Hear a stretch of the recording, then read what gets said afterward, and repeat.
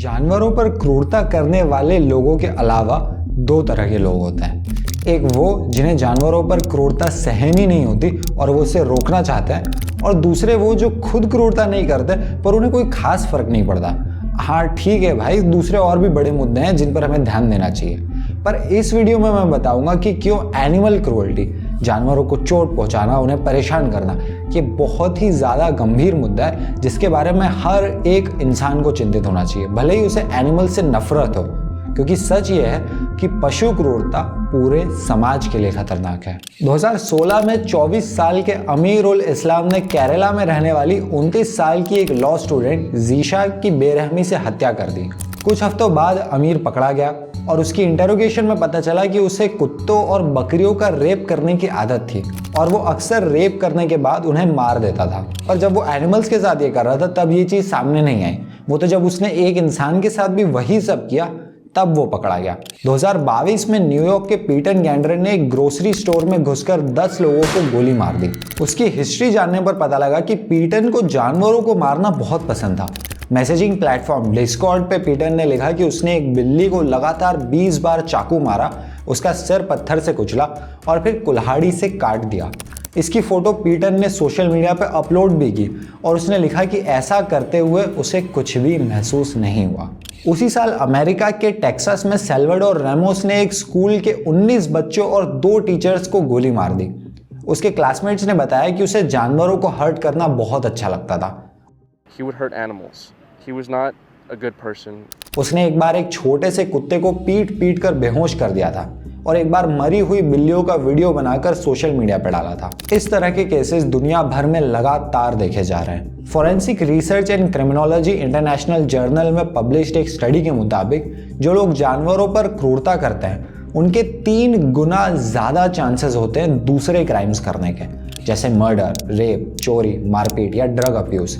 अगर जानवरों पर क्रूरता के खिलाफ हमारे कानून और सख्त होते हैं, लोगों में और पुलिस में ये जागरूकता होती है कि जानवरों के साथ थोड़ी भी क्रूरता अगर कहीं पर हो रही है तो वो एक बहुत सीरियस मुद्दा है जिस पर कार्रवाई होना ही चाहिए, तो शायद ये व्यक्ति और इसके जैसे दूसरे लोग इंसानों के साथ क्रूरता करने से पहले ही पकड़े जाते हैं। अमेरिका के एक चीफ ऑफ एनिमल सर्विसेज ने कई साल तक पूरे देश में ऑफिसर्स को एनिमल क्रूरल्टी और वायलेंस के बीच की इस कनेक्शन के बारे में जागरूक किया है। जरूरी नहीं है कि हर व्यक्ति जो एनिमल क्रूरल्टी करता है वो आगे चलकर इंसानों के साथ हिंसा करेगा ही, पर इन दोनों के बीच काफी हद तक एक कोरिलेशन है जिस पर हमें ध्यान देना चाहिए। एनिमल क्रूरल्टी और इंटरपर्सनल वायलेंस के बीच इस कनेक्शन की ये समझ कोई नई नहीं है। 1980s के दौरान अमेरिका की FBI ने ध्यान देना शुरू किया कि सीरियल किलर्स अक्सर पशु क्रूरता में शामिल होते थे और उसके बाद से लगातार कई स्टडीज होती रही हैं जिसमें मनुष्यों और पशुओं पर हिंसा के बीच एक कनेक्शन साफ तौर पर दिखाई देता है। सीरियल मर्डरर्स में 36% लोग ऐसे थे जो बचपन में जानवरों पर क्रूरता करते थे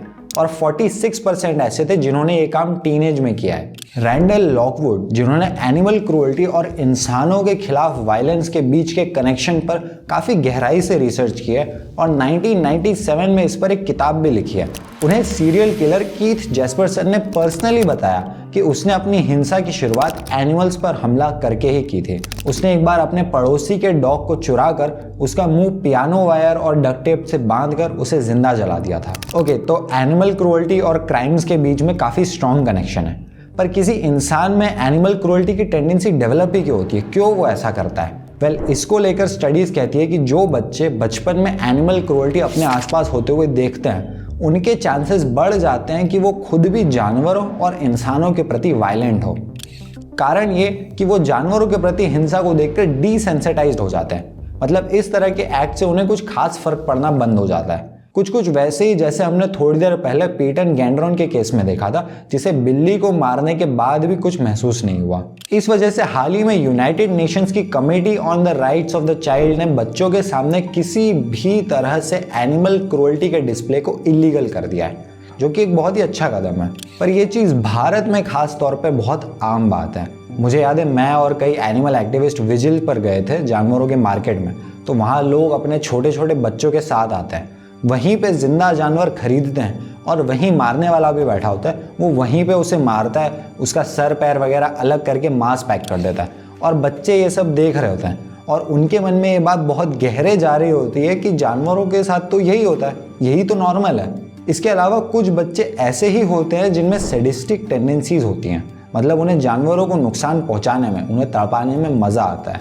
ऐसे बच्चे जो जानवरों को टॉर्चर करते हैं या जानबूझकर मार देते हैं, अक्सर उनमें एंटी सोशल पर्सनैलिटी ट्रेट्स पाए जाते हैं, मतलब दया, पछतावा और गिल्ट जैसी फीलिंग्स का ना होना। अब अगर हम रिसर्च के अनुसार देखें कि कौन कौन से क्राइम्स का संबंध पशु क्रूरता, एनिमल क्रूरल्टी से, तो इस लिस्ट में बहुत सीरियस क्राइम्स आते हैं। उदाहरण के लिए लगभग 50% रेपिस्ट और 25% पेडोफाइल्स की चाइल्डहुड हिस्ट्री थी जानवरों को नुकसान पहुंचाने की। 1983 में पब्लिश्ड एक स्टडी में 53 ऐसे परिवारों को सर्वे किया गया जहां चाइल्ड अब्यूज हुई थी, और ये पाया गया कि उनमें से 88% घरों में एनिमल अब्यूज़ भी हुई थी। ये बहुत शॉकिंग है क्योंकि इससे पता चलता है एनिमल अब्यूज़ और चाइल्ड अब्यूज़ कहीं ना कहीं साथ साथ चलता है। स्टडीज़ ये भी बताती है कि एनिमल्स की सेक्सुअल अब्यूज़ और महिलाओं के खिलाफ सेक्सुअल वायलेंस में भी गहरा कनेक्शन है। 36% सेक्सुअल ऑफेंडर्स ने माना कि उन्होंने जानवरों के साथ सेक्स किया था।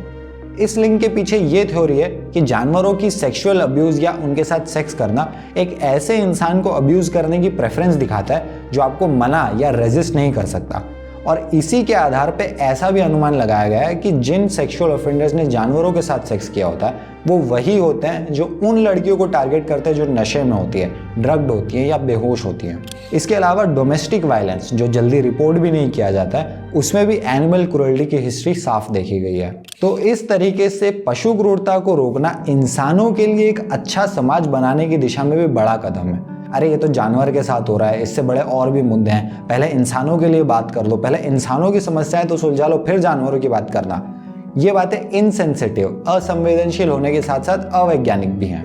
जिस समाज में लोग पशु क्रूरता को हल्के में लेते हैं, उस पर ध्यान नहीं देते, ये समझते कि यार ये तो जानवर है, इसके साथ में तो यही है, ठीक है ना, हो गया तो क्या दिक्कत है, वहाँ इंसानों का सुख चैन और आपस में बड़े प्यार से रह पाना असंभव है। मैं जल्दी इस टॉपिक पर भी वीडियो बनाने वाला हूँ कि अगर आप एनिमल क्रूरल्टी होते हुए देखते हैं तो उसे किस प्रकार से आप रिपोर्ट कर सकते हैं, क्या आपको कदम उठाने चाहिए और किन बातों का ख्याल रखना चाहिए अगर आप जानवरों की परवाह करते हैं, उन्हें खाना खिलाते हैं वगैरह वगैरह। उसके लिए आप चैनल से जुड़ सकते हैं इसे सब्सक्राइब करके, और इस वीडियो को प्लीज़ जितना हो सके शेयर कीजिए। बहुत ज़रूरी है कि इस बारे में जागरूकता फैलाई जाए। धन्यवाद।